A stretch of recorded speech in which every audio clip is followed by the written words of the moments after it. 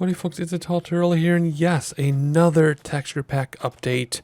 I've just been going crazy getting these things done. In fact, with this update video marks the complete conclusion of the blocks of the textures.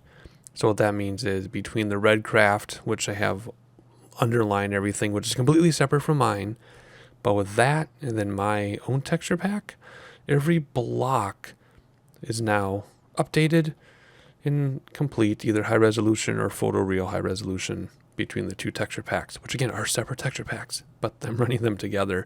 Now I still have quite a bit of items to do. Sure, there will be more updates after this one, and there will be more update videos after this one. But for blocks, this concludes every block through 114. So that's pretty exciting. And without further ado, let's get going. So the first thing to notice is the water. I softened the water quite a bit. So it still has that, well, it's the default color for sure, because the red craft was too blue. So in my add-on pack, the color is default color. The shaders make it transparent, but if you look at the texture of the water, see how I softened it quite a bit? So I'm quite pleased that I was able to figure that out with no effort at all. So that's the first thing I wanted to show you is my softened water, which I'm quite pleased with. But it gets even more exciting than that. Let's go over here, turn on the HUD, or the HUD, I guess, the GUI thing. And you see we have a Heart of the Sea, which I simplified as just a glowing globe. The real, or the default Heart of the Sea has like a binding around it a little bit, where mine is just a globe. But the reason why I did that is because of how it interacts with the conduit. So there's the Heart of the Sea. It's just a nice high resolution globe. But let's go over here. And let's see what happens when we place a conduit down. Check that out. I did a conduit texture. If it'll place, look at that. Give some light. It's made out of a shell. That's how I imagine the conduit to be if you were to make it out of the Nautilus and Heart of the Sea. So let's activate it. I think in my test we just went like this. And it activated in my test. Why isn't it activating now?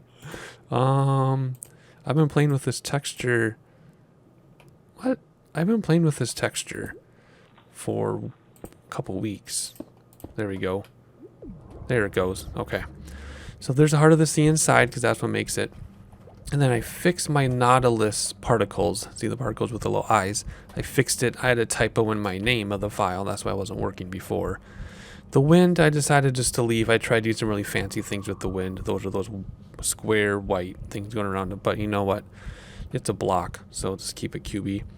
And then the conduit open is called a cage. It takes the shell and it breaks it apart. Now the reason why I left rough edges is because it's going to fit together like a cube, right? If I took the block and opened it up and gave it smooth edges, I'm talking about like right here, if you look at your cursor, hi fishy, like these spots here. If I smoothed all that out, then it wouldn't fit back together again like a puzzle when you turn it off, see? So you need it to be rough so it fits together. And there you go, opens back up, and then the particles and everything. Also the mob effect, if I move my thing here to the top right corner of your screen, the mob effect, I changed that to match the Nautilus particles just for continuity. So you got the Heart of the Sea, the Nautilus particles, the conduit effect, and the conduit itself, closed and open, all line up with continuity now among the different pieces that make it up to be what it is. The Nautilus shells come from this. Everything is all works together now. So I was very careful about that. So that was a huge thing I did between the last update and this one. And now I got to get my block set up for the remaining blocks and then a few items of 114. All right, so what should we start with? Let's start with our block of coal, which is going to be very simple. It's a dark block of coal. I didn't want it to end up looking like the black concrete. So if you look at it, there's a pattern to it, and that's on purpose, because if you think about it, if you were to take coal and pack it together and put under pressure to make a block, it's going to get like lines and a pattern to it. So that's how I came up with that. But it looks very different than the concrete, and it looks better than the default. So that was a simple one. Hey, which I have to credit Epona once again for giving me pictures of hay from her farm that I can make something out of. Now I spent a couple hours working on this, trying to figure out how I was going to do it. And in fact, I was showing test pictures to Epona. And she saw one I had on its side and said, that looks better. So I took a side texture, made it upright texture, and rotated it. And then these blue bands, these are real. These, when she gets hay delivered, these are the bands she gets. They're bright blue. Can't miss them, so you can cut them easily, right? They're bright, so you can see them and cut them. If they were the same color as the hay, you wouldn't find them. And they all line up, and it does create a pattern. I try to get, I try to be a little more careful about not being able to see the edges so much, and this is the best I could do, I guess. This is very, very, very difficult texture to work with. This is probably one of the more challenging ones I ever did, actually. And then if you make it so you can see the front or the top, for example, that's what it looks like there. Again, the scale isn't ideal, but I had a hard time getting the tops. See how these are all tops of hay, so that if you're up here, you get the tops of hay right here, and then some bent over. So I worked carefully on that, and then here it is in different orientations, just so you get an idea of the different ways you can place it down. So there you go. That is the hay texture. Pretty straightforward, but very, very challenging to work with. Can't wait to see what it looks like in game for me at my base in SurvivorCraft. Moving along then, we have the Observer, which was the final block I had to make in order to complete all the blocks. And I'll talk about this in detail. Yes, the Observer face is on there because the default has a face. So again, let me just be very clear. I run RedCraft as like my foundation texture pack that I converted myself with full permission to convert and share. And then I've been doing my add-on texture pack for a couple years just to fill in all the rest of the blocks that haven't been touched by RedCraft, because RedCraft isn't abandoned, but it's on indefinite hold. So I've taken it upon myself then to start with 113 and be like, hey, I can do textures, and it's been really a lot of fun. I'm going to keep going with items, but for blocks, this is the final block. Now, I do plan on someday going back and doing all the blocks that RedCraft has done, and then having my own pack that doesn't rely on one underneath it. Again, they're separate packs and unrelated in every way. I just run them together. But I will like someday to have my own 100%. But in terms of reality of time, I've been just doing the new blocks. I'll continue 115 as well. But for now, this is the final block between the two texture packs that I run to have been done. So I wanted to do something kind of interesting. So I took like a like a super heavy duty metal base, and then put wood around the tops and bottom, and then trimmed it nicely, made a face because it observes, right? Those are the eyes with different kind of wood.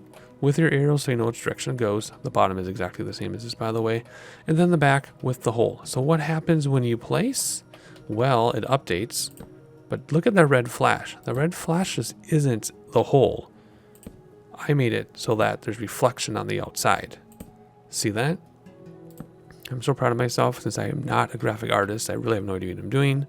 But look at that. I was able to simulate that. And the default has that as well. But that's a texture doing that. That's not like coding or anything. That is a texture I made to look like it's updating and lighting up the outside. I'm so happy. That is so cool. I'm so glad I did this last. So there you go. There's the Observer. So proud of this little guy. I might just use this as decoration. It's adorable. So that brings us to a few more items that I worked on the past few days. Here's another star. I just made it look like a fancy little bright another star. Took the default and made it high definition. And then Totem of Undying. Recognize this guy? I took the accessibility icon because the only time you see the accessibility icon is in the beginning before you choose, single player, multiplayer. And I did the texture, I did this custom accessibility texture myself. I'm like, why don't I use him as the Totem is Undying just to like tie it together? So that is what I did. I made him more peachy color though, obviously. So I'm kind of excited that I came up with that idea. And then the last one so far for items is Rabbit Hide, which is really difficult. I did a whole bunch of texturing and layers and everything on this guy, and then I just used the default shape because I did not want it to look like the cowhide one. And I wasn't going to look for pictures of real rabbit hide because that'd be kind of gross, to be honest. Or I guess I could have rabbit fur, but rabbit hide is different than the fur. So that's the Rabbit Hide. Like I said, it's kind of silly, but you know what it is. So anyway, that takes care of the items and blocks I did. And then, like I said, let's keep that another star going. The blocks are all done until 115 throws some new ones at me, like the beehives and things. But we'll talk about that another day. But I do have a bunch of items left before I can call this complete. I've been trying to figure out a trident and crossbow. I've been working on a trident for many days now. Cannot figure out what I'm going to do with the trident. I don't want to take a kid's plastic toy, but I might. Just to be silly. I don't know. But the trident and crossbow, big deal. I'm trying to think of a bucket texture so I can do the fish in the buckets. The end crystal I really want to do. But that's more like an entity. So that's going to be very difficult to figure out how that's going to work.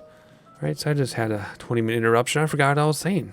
So I really have no idea what I was saying. I don't really want to stop and load the video in my editor and let it pre-render and do all these things to figure out what I was saying. So something, oh, tridents and crossbows. I do remember what I was saying. Tridents and crossbows. I'm trying to figure out what to do for that. I already mentioned that. Oh, the end crystal. That's what I was talking about. The end crystal is actually an entity with like a diagram I have to figure out. So that's something else to work on. Then the horse armor is something to work on. The arrows. And a few other things. So yet again, the blocks are done through 114. Now I just got to finish the items. And when I get those done, I'll see you back here. Catch you next time.